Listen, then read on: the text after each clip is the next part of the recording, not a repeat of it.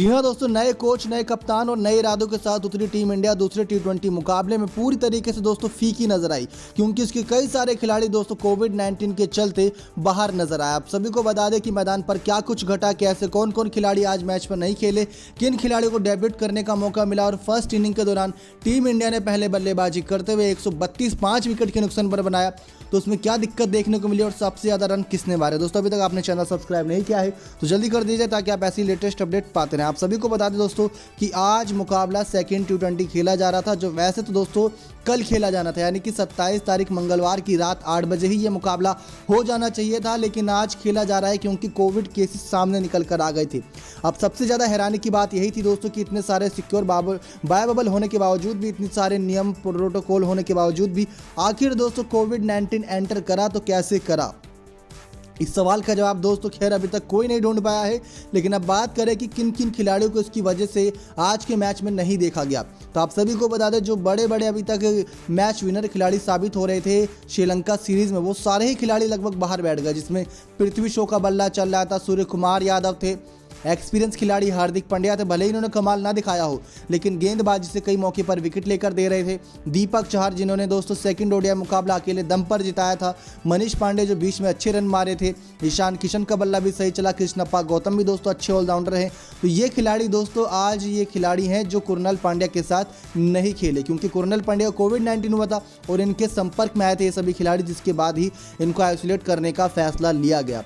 इसके बाद दोस्तों पूरी की पूरी टीम इंडिया बदली नजर आई, 4 भारतीय नए खिलाड़ियों को मौका मिलता नजर आया, डेब्यूट किया उन्होंने आज, जिसमें हमने देखा नीतीश राणा, देवदत्त पडिक्कल, ऋतुराज गायकवाड़ और चेतन साकारिया। आप सभी को बता दें दोस्तों यहाँ पर राहुल द्रविड़ की वो बात सच हो गई जो इन्होंने भारत देश के लिए सीरीज से रवाना होते वक्त कही थी, कि जब इन्होंने श्रीलंका रवाना हो रहे थे तो उन्होंने मीडिया में सबके सामने ये बात कही थी कि जितने भी युवा खिलाड़ी जा रहे हैं सबको मौका मिलेगा, चाहे वो ओडीआई हो चाहे वो टी20 हो। तो जब ओडीआई का दोस्तों तीसरा ओडीआई मुकाबला हुआ था, 2-1 से सीरीज जीत ली थी टीम इंडिया ने, जो तीसरा ओडीआई हुआ था उसमें दोस्तों 5 खिलाड़ियों ने डेब्यूट किया था, वो आपने देखा होगा, आप सभी को याद होगा। लेकिन अब जो ये दूसरा टी20 मुकाबला हुआ है, वैसे तो दोस्तों अगर टीम इंडिया ये मुकाबला जीतते अपने मेन प्लेयर के दम पर, किसी को कोविड-19 नहीं होता, तो तीसरे मुकाबले में ये चेंजेस देखने को मिलते, लेकिन राहुल द्रविड़ की ये बात सच हो गई। ऐसा कोई भी खिलाड़ी अब नहीं बचा सिवाय नेट बॉलर्स के छोड़ते हुए, उन सभी को मौका मिला है जो स्क्वाड में शामिल किए गए थे, चाहे वो ऋतुराज गायकवाड़ हो चाहे वो देवदत्त पडिक्कल हो।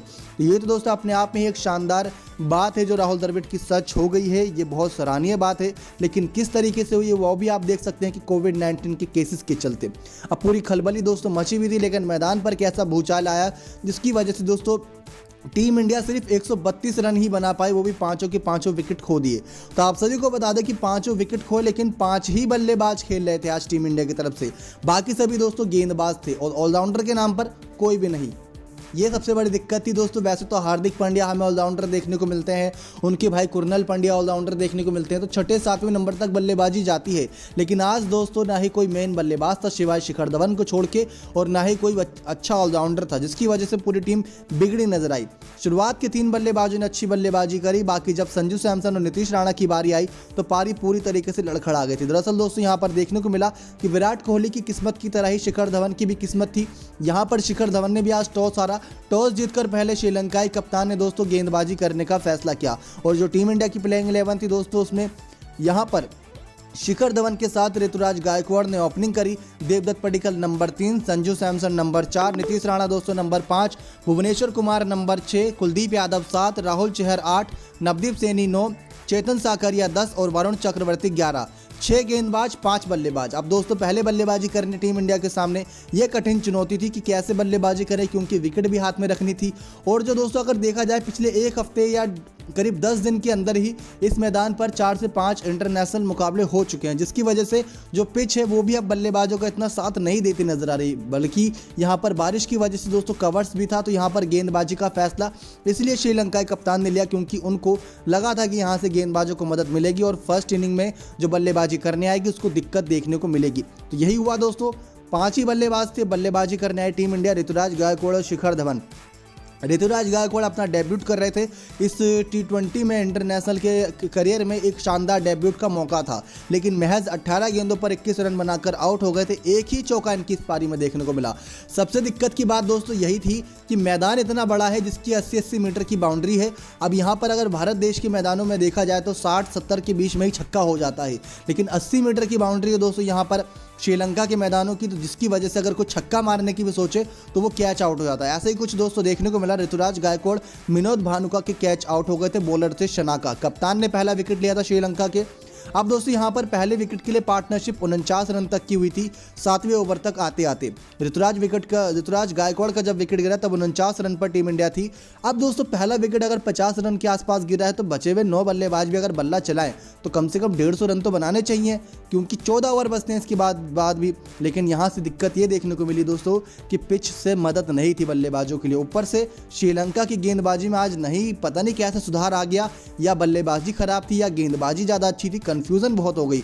लेकिन शिवाय एक शिखर धवन का बल्ला आज भी चला दोस्तों। जब से श्रीलंका सीरीज़ पर गए हैं Shikhar Dhawan as a captain as a बल्लेबाज बहुत ज़्यादा संभल कर इन्होंने बल्लेबाजी करी है, पूरा एक्सपीरियंस दिखाया है। जब दोस्तों इनको पिच से मदद नहीं मिली तो इन्होंने अपने एक्सपीरियंस से मदद ली, एक्सपीरियंस के साथ इन्होंने बल्लेबाजी करी। भले ही 42 गेंदों में 40 रन बनाए, लेकिन किस मुसीबत के साथ बनाए इनके दिल से ही पूछ के देखिए। 5 चौके इनकी इस पारी में आए, बॉलर धनंजय डी सिल्वा ने इनको आउट किया। लेकिन आपको बता दें कि जब 40 रन बनाए दोस्तों 42 गेंदों में, तो इसी के साथ साथ इन्होंने कुछ बड़े रिकॉर्ड्स भी अपने नाम कर लिए हैं। चलिए एक नज़र डालते हैं उन बड़े रिकॉर्ड्स पर भी कि क्या बड़े रिकॉर्ड्स हैं। दरअसल दोस्तों शिखर धवन ने श्रीलंका के खिलाफ दूसरे T20 मुकाबले में 40 रन की पारी खेली। अपनी इस पारी के दम पर उन्होंने विराट कोहली का बड़ा रिकॉर्ड तोड़ दिया है। शिखर धवन अब श्रीलंका के खिलाफ T20 इंटरनेशनल क्रिकेट में भारत की तरफ से सबसे ज़्यादा रन बनाने वाले बल्लेबाज बन गए हैं। धवन ने श्रीलंका के खिलाफ अब तक खेले गए 11 मैचों की 10 पारियों में 41.66 की औसत से 375 रन बनाए हैं। वहीं विराट कोहली ने इस टीम के खिलाफ अब तक 7 मैचों की 6 पारियों में 84.75 की औसत से कुल 339 रन बनाए हैं। विराट का श्रीलंका के खिलाफ बेस्ट स्कोर 82 है, जबकि धवन का इस टीम के खिलाफ T20 में बेस्ट स्कोर 90 रन है। लेकिन दोस्तों अगर जब शिखर धवन की बराबरी ही विराट कोहली मैच खेलेंगे तो उनके रिकॉर्ड तक आसानी से पहुंच जाएंगे। अब दोस्तों आपको बता दें कि Shikhar Dhawan T20 international cricket में 8वीं बार 40 पर आउट हुए हैं, यानी कि 40 रन पर आउट हुए हैं 8वीं बार। उन्होंने विराट कोहली को इस मामले में पीछे छोड़ दिया है। Virat Kohli T20 international cricket में 7 बार 40 पर आउट हुए हैं। अब धवन कोहली से इस मामले में आगे निकल गए हैं। तीसरे नंबर पे महेंद्र सिंह धोनी है जो 5 बार आउट हुए हैं 40 पर, और चौथे नंबर पर दोस्तों सुरेश रैना है जो 40 पर 5 बार आउट हुए हैं। इसी के साथ साथ दोस्तों अगर यहाँ पर सीरीज़ जीत लेती है टीम इंडिया, आज का मुकाबला जीत लेती है करते कराते, क्योंकि दोस्तों अगर बल्लेबाजी अच्छी नहीं हुई तो गेंदबाज भी तो यहाँ पर बेहतरीन मौजूद हैं टीम इंडिया के पास, ये भी नहीं भूलने वाली बात है। अब दोस्तों आपको बता दें अभी तक शिखर धवन की बल्लेबाजी तक बात करी थी, लेकिन अब बात करें देवदत्त पडिक्कल, संजू सैमसन की बल्लेबाजी की, तो शिखर धवन और देवदत्त पडिक्कल के बीच एक छोटी सी पार्टनरशिप देखने को मिली थी, अच्छी चल रही थी। लेकिन दोस्तों तब शिखर धवन का विकेट 81 रन पर गिर गया था जब दूसरा विकेट आया था टीम इंडिया का, और 99 रन पर तीसरा विकेट एज देवदत्त पडिक्कल के रूप में गिर गया था। अब यहाँ पर दोस्तों 23 गेंदों में 29 रन अपने डेब्यूट मुकाबले में 1 चौके 1 छक्के की मदद से देवदत्त पडिक्कल ने खेला, लेकिन हसरंगा की गेंद पर आउट होकर चलते बने। उसके बाद दोस्तों संजू सैमसन आए, इन्होंने 13 गेंदों पर 7 ही रन बनाया। बहुत निराश रहे, क्योंकि दोस्तों आपको पता है जब आपका बल्ला साथ नहीं दे रहा है, पिच भी साथ नहीं दे, तो कम से कम मौका लेकर खेलिए। संजू सैमसन की एक बहुत बड़ी गलती ये हो गई थी कि दोस्तों यहाँ पर धनंजय डी सिल्वा की गेंद पर आगे बढ़ के खेलने की कोशिश कर रहे थे, लेकिन तभी ही उन्होंने राइट ऑफ स्पिन ना करते हुए लेग स्पिन कर दी, जिसके बाद वो कंफ्यूज हो गए और वो सीधा गेंद विकेट पर जाके लगी।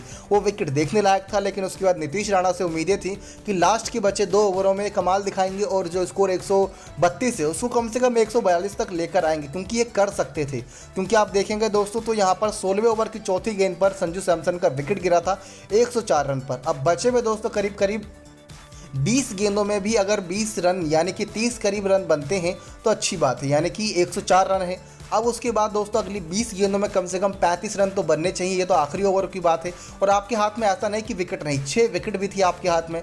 भले ही उसमें नीतीश राणा एकमात्र बल्लेबाज थे, लेकिन भुवनेश्वर कुमार भी दोस्तों पहले बल्ले से कमाल दिखा चुके हैं। अब दोस्तों नीतीश राणा ने भी एक भी चौका छक्का नहीं लगाया, क्योंकि वही दिक्कत, मैदान बहुत बड़ा था। धनंजय डी सिल्वा ने इनको आखिरी ओवर में आउट कर दिया। भुवनेश्वर कुमार ने 11 गेंदों में 13 रन की नाबाद पारी खेली। नवदीप सैनी आखिरी गेंद पर 1 रन बना के नाबाद खड़े रह गए।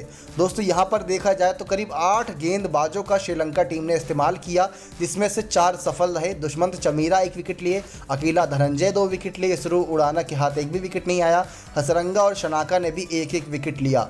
तो 8 गेंदबाजों का दोस्तों यहां पर इस्तेमाल किया गया था। अब 6 दोस्तों मेन गेंदबाज खेल रहे हैं टीम इंडिया की तरफ से।